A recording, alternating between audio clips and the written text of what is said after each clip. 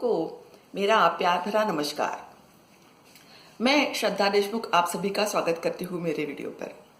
आज का जो विषय है वह स्वदेशी को लेकर है। स्वदेशी अपनाओ, वक्त की पुकार। पहले जानते हैं स्वदेशी का मतलब क्या है। इसका मतलब है एक विशिष्ट भौगोलिक क्षेत्र में बनी हुई या निर्मित की गई हुई चीजें, उनको स्वदेशी कहते हैं।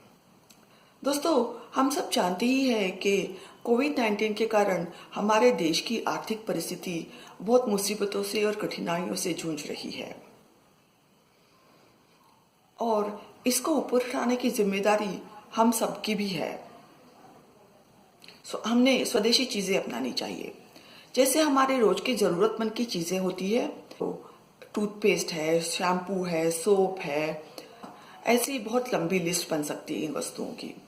इन चीजों को हमने अपनाना चाहिए, उनसे प्यार करना चाहिए और उनका प्रचार और प्रसार भी करना चाहिए।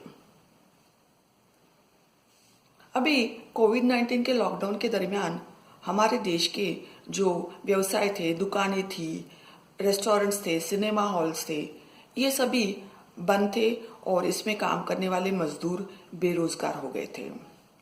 तो इसके कारण हमारे देश को करोड़ों का नुकसान हुआ है और ये नुकसान बराबर करने के लिए हमको अथक प्रयास करना पड़ेगा और ये तभी भविष्य में जाके इसके छोटे छोटे प्रगति के अंकुर हमें दिखेंगे आर्थिक परिस्थिति में।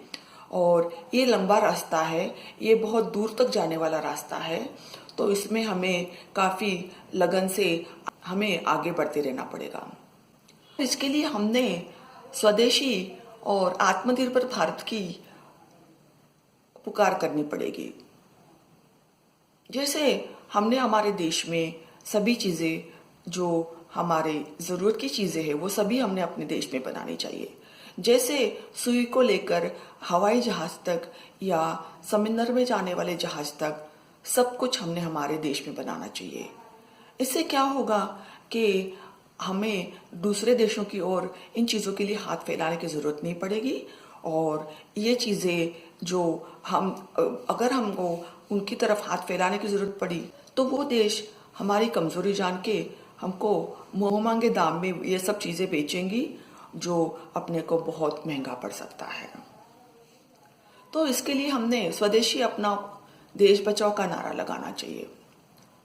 जो व्यवसाय उद्योग धंधे जो बंद पड़ गए हैं, जो बंद थे, इसके लिए कारण लाखों बेरोजगार हो गए हमारे देश में और उनकी आर्थिक परिस्थिति बहुत मुश्किलों में है। तो इसके लिए एक तो हमने सोचना चाहिए कि जैसे उदाहरण के स्वरूप में खादी है। खादी जो हमारे देश में जो बुनकर लोग बनाते हैं चरखे पे, जो खादी को चरखे पे बुनते हैं। दोस्तों, हमारे देश में ऐसे कई सारे राज्य हैं जहां पर ऐसे हाथों से बनाई गई चीजें परिवार में बनती है। हर एक परिवार में एक हुनर, निपुणता और ये जो कला कौशल्य है वह पीढ़ियों से, सदियों से एक दूसरे को सिखाया जाता है और ये सदियों तक चलता आ रहा एक व्यवसाय है।